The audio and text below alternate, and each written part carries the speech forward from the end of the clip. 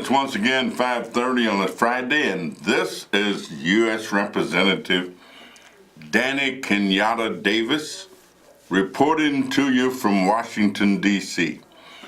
Of course, I have not been to Washington, D.C. this week because this is our last week of what is called an August recess period, or we call them district work days. And what that really means is that rather than working on legislative matters in Washington, we are working on local district matters at home, wherever we are, whether it's in New York, California, Mississippi, Alabama, Arkansas, Idaho, or Illinois. And I am proud to be from Illinois. And I'm even more proud to represent the 7th Congressional District, where the people have demonstrated their confidence that I will speak on their behalf regarding issues that affect our country, and just as importantly, the issues that affect the communities where we live, work, hope, and pray that we can improve the quality of life, not for some, but for all of the 700,000 or more people who make up our congressional district. So I thank you for your confidence you've displayed and the confidence that you have shown in me. A lot of things are going on in our country, and of course a lot of things are taking place throughout the world. But let's start with the country. We have experienced 2 icons who have gone to rest. One, U.S. Senator John McCain from the state of Arizona, a distinguished veteran, an outstanding legislator, and a hero to many. I know what the president said, and that's his opinion, but in my opinion, Senator McCain is a hero. He was captured while serving his country and offered the opportunity to be let loose. And he said, no, unless my fellow captives can also be freed, I'm going to stick with them. I know a lot of people who would have done just the opposite. I know people who often tell individuals, go ahead and do this. I'm behind you. And what they really mean is that I'm as far behind you as I can get. I know people who tell politicians and elected officials, I'm with you until you reach a point where there's a controversial issue and you've got to make a decision about it. I often say that to every man there is a way, a ways, and a way, and that the high souls take the highway and the low souls take the low, while all the rest on the misty flats drift to and fro. But to every man there's a way, a ways, and a way, and each man decideth the way his soul shall go. The good senator, I think, took the high road, not only in relationship to being a soldier, but also in relationship to being a statesman. Thank you, Senator, for your service to our country, and I salute you. The other person, of course, was the iconic Aretha Franklin, the Queen of Soul. I had an opportunity to see her twice at concerts that I attended, and I always say thanks to a fellow whose name is Jerry Green, who was very instrumental in my attending one of those. But yeah, I was able to see Aretha, and I tremendously enjoyed her. And I enjoyed watching her in performances, listening to her music.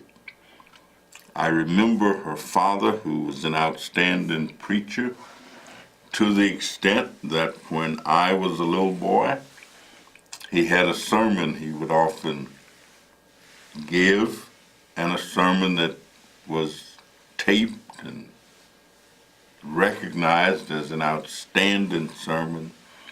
The eagle stirreth his nest. Aretha, you had heritage, you had soul, and you are the embodiment of soul, the best of the best, the Queen of Soul, Aretha Franklin. Now I know I had a caller on, so I wanted to get that little stuff out before going to the phone. But let's go to the phone and see if my caller is still there. Yeah, Caller, are you there? Yeah, how you doing, Connie Davis? I am fine, James. How are you? Okay, now, okay, they had Richard Franklin funeral today, and John McCain. Okay, they didn't want Donald Trump to come, but Connie Davis, but they vote for Donald Trump. And like you always say, Connie Davis, everybody got their own opinion. Well, you know, one of the things about the United States of America is we have something called freedom of speech. And so individuals have the right and the opportunity to say what they think and what they feel. Other people have the right to disagree with them, and I take the position that you ought to be able to disagree without being disagreeable. And so that's our system of common public decision making, and I don't deny anybody that right. Because you've been right all along, Connie Davis. Well, thank you so much, and we always look forward to your comments whenever you call. And I hope you have a nice holiday coming up too. Thank you very much, and you know, the interesting thing about the holiday is when I was a kid and where I grew up, Labor Day was the traditional day where people really sunk into doing their work of gathering the crops that they had generated. And so we thought Labor Day meant that this was the day that you really go to it. It was often the beginning of the cotton picking season. And that was our notion of Labor Day. Although we would get sometimes a special meal, but my mother was such a great cook until almost any meal that she ever cooked was considered a great meal. And so we may have looked forward to something, but like on Labor Day, a good meal added another dimension to our lives. And you know, I don't mind telling the story that that's the way I grew up as a kid. But we also grew up with a tremendous amount of hope and possibility. And we grew up with the feeling that tomorrow was going to be better than yesterday. And you know, unfortunately, I am not sure that we can project with any real degree of certainty that the quality of life for our children and grandchildren is going to be better than what it is for us. And so we've lost some of our notion of being better off and some of the positive thinking. I'm told that people aren't even attending church as much, that there is not as much hope, especially in the African American or black community, as there has been in the past. So give us a call and let us know what you think. Let us know how you feel.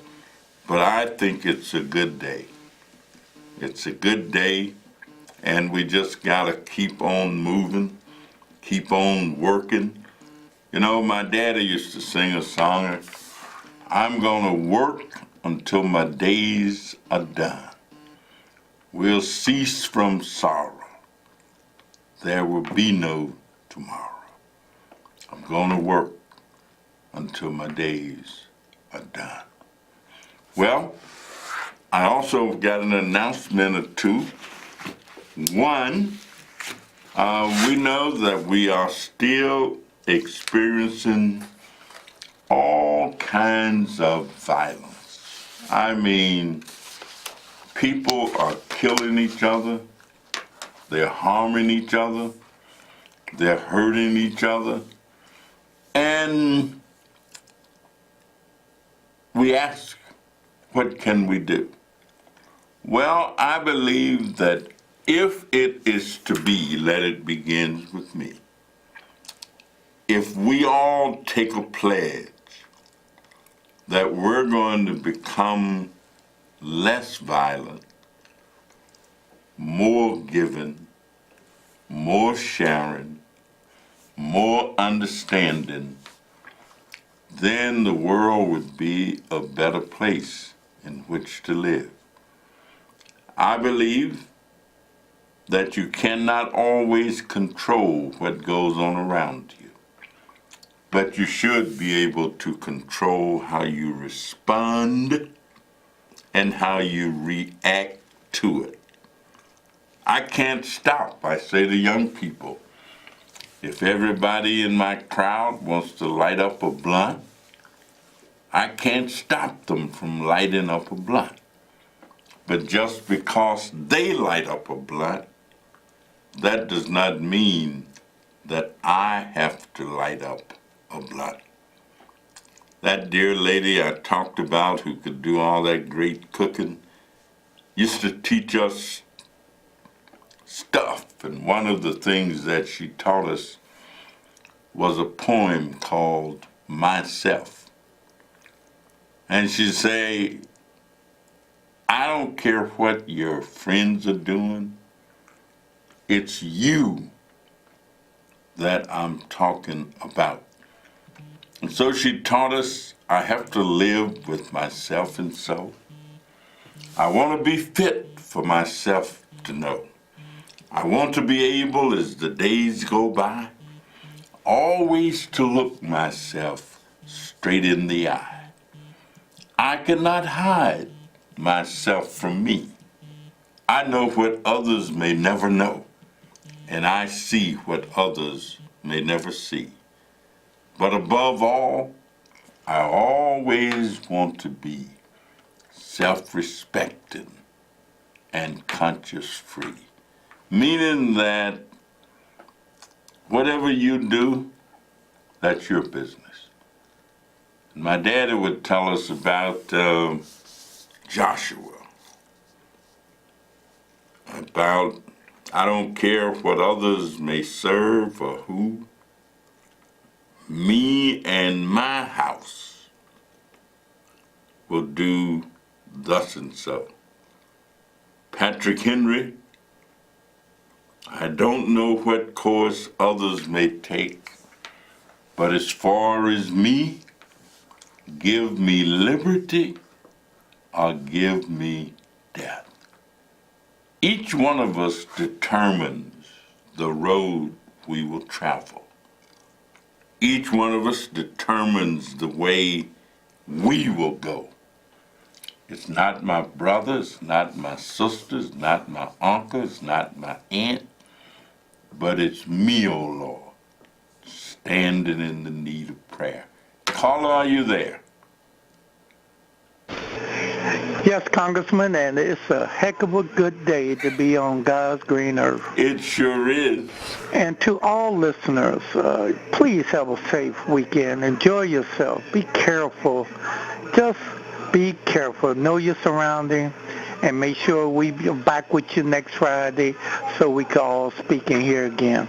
Listen, Congressman, you just said something that made me, I was just talking about it today.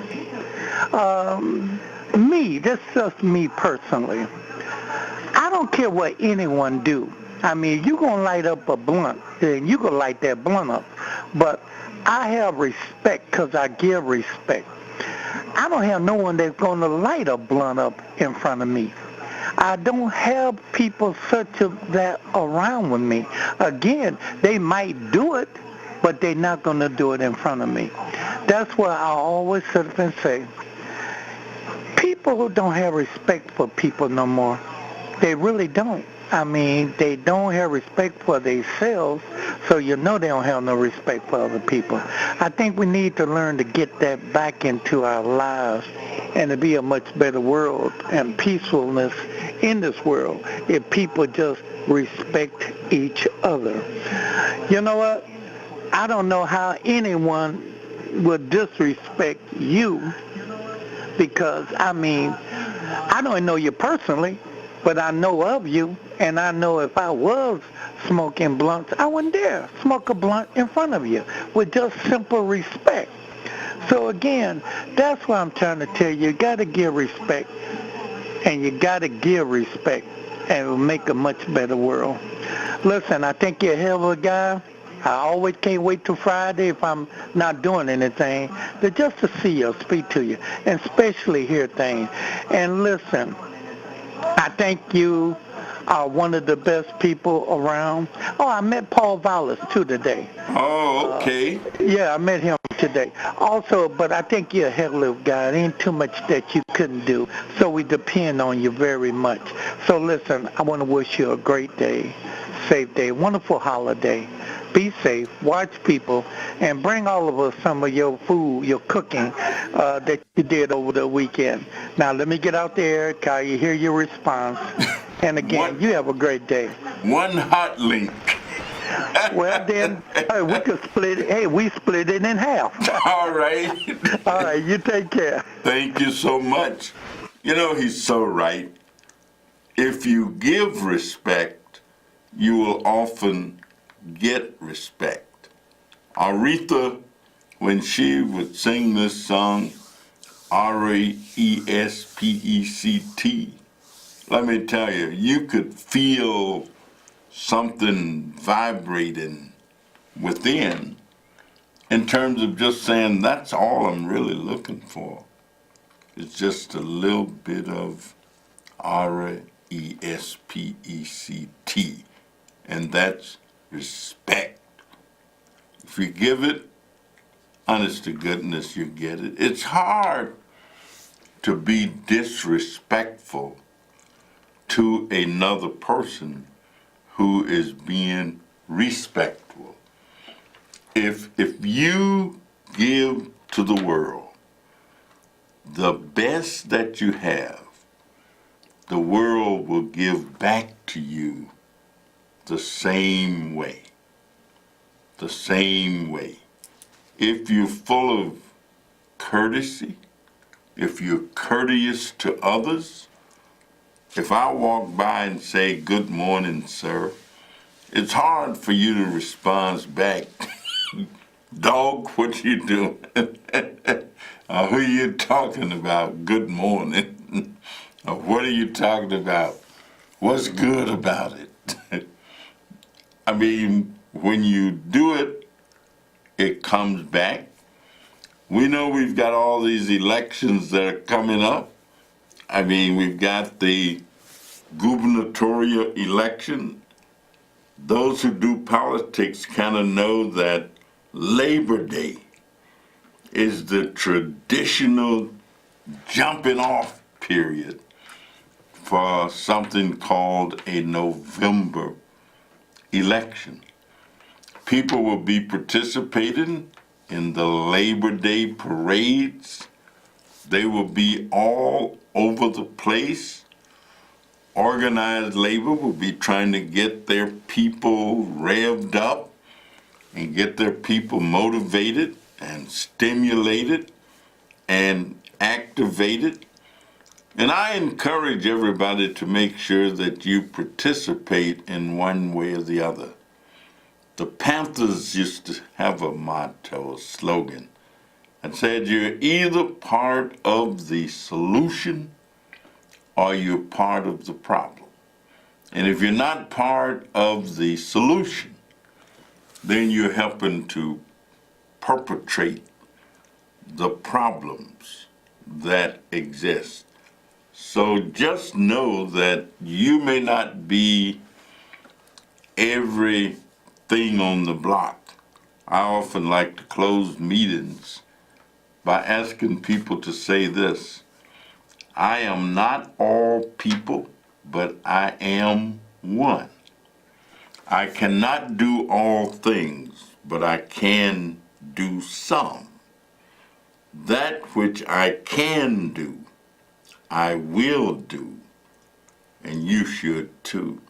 Well, if we all take that position, we can clean up our neighborhoods. We can clean up our mouths.